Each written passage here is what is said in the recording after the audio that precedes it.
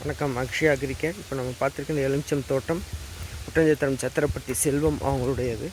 இது ஏற்குறைய பார்த்திங்கன்னா 2 ஆண்டுகள் முடிஞ்சிருக்கு இந்த எலுமிச்சம் செடிக்கு. இப்போ ஏற்குறைய பார்த்திங்கன்னா ஒரு 4 மாதங்களுக்கு முன்னாடி தான் நம்ம நண்பர் ஒருத்தர் ஆல்ரெடி கொடுத்துட்ருக்கோம். சின்ன காளியப்பன் அவங்களுக்கு கொடுத்துட்ருக்குறோம்.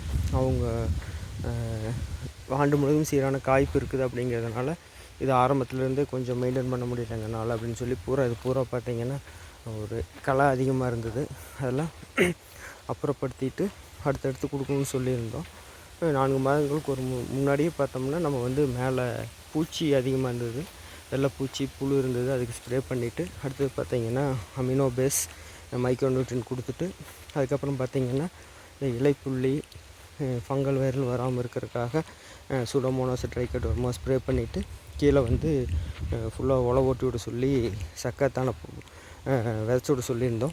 இப்போ பார்த்திங்கன்னா அந்த டைமில் கொஞ்சம் மழை இருந்ததுனால விதைச்சி விட்ருந்தாங்க. அதுக்கப்புறம் திரும்ப இப்போது களையை எடுத்துகிட்டு சக்கத்தானப்பு பூண்டு விதைச்சிருந்தாங்க. அதுக்கப்புறம் இப்போ பார்த்திங்கன்னா சக்கத்தான பூண்டை திரும்ப இப்போ ஓட்டி விட்டுருக்குறாங்க. இதுக்கு பார்த்திங்கன்னா கீழே நம்ம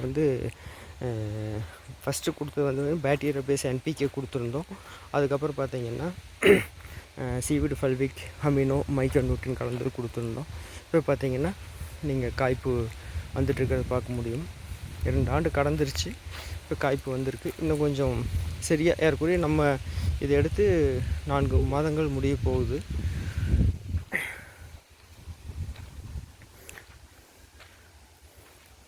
சரியா நம்ம எப்போவுமே சொல்கிற மாதிரி தான் எல்லாத்துக்கும் சொல்கிறது. 20 நாளுக்கு ஒரு முறை பூச்சிக்கு வைரஸ் ஃபங்கல் வராமல் இருக்கிறதுக்கு நுண்ணூட்டம் இந்த மாதிரி மாறி மாறி ஸ்ப்ரே பண்ணுறோம். கீழே 35 to 40 நாள் குறுக்க கொடுக்குறோம்.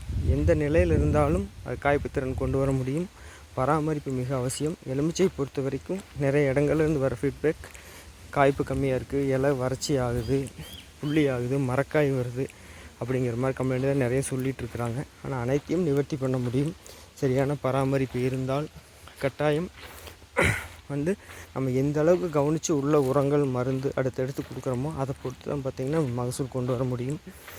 இதுக்கும் பார்த்திங்கன்னா அவங்க பராமரிப்பு 4 மாதத்துலேயே பார்த்திங்கன்னா செடி நல்லா க்ரோத் ஆகி இருக்கிறது அவங்களுக்கு பெரிய ஒரு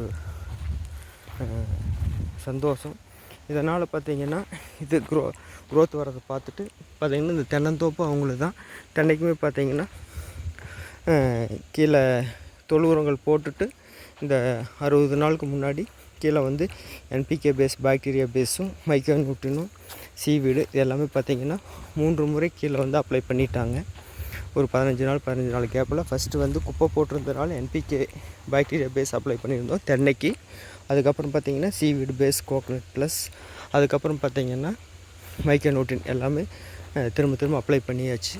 ஏறக்குறைய இந்த செடி மட்டும் பார்த்திங்கன்னா உங்களுக்கு 250 செடி இருக்குது. இதில் ஒரு சில செடி வளர்ச்சி இல்லாமல் திரும்ப ரீப்ளேஸ் பண்ணி வச்சது வளர்ச்சி கம்மியாக இருக்குது. இது கொஞ்சம் பழுப்பு இருக்குது. இதுக்கு திரும்ப பார்த்திங்கன்னா இன்றைக்கி மைக்ரோ நியூட்ரியன் ஸ்ப்ரே பண்ண சொல்லியிருக்கோம். செப்டம்பர் 8 இன்றைக்கி தேதி மைக்ரோ நியூட்ரியன் ஸ்ப்ரே பண்ண சொல்லியிருக்கிறோம். ஏற்கனவே 2.5 ஆண்டுகளே ஆக போகுது. இதிலே பார்த்திங்கன்னா காய்ப்பு கொண்டு வந்திருக்கோம். சரியான பராமரிப்பு முக்கியம். உங்களுக்கு மேற்கொண்டு இது சார்ந்து எந்த தகவல் வேணும்னாலும் மேலே தெரிகிற கான்டாக்ட் நம்பர் கான்டாக்ட் பண்ணுங்கள்.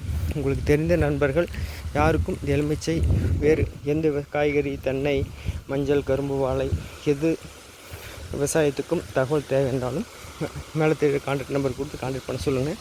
வீடியோ ஷேர் பண்ணி அவங்களுக்கும் எங்களுக்கும் பயன் தர மாதிரி சப்போர்ட் பண்ண சொல்லி கேட்டுக்கிறோம். நன்றி, வணக்கம்.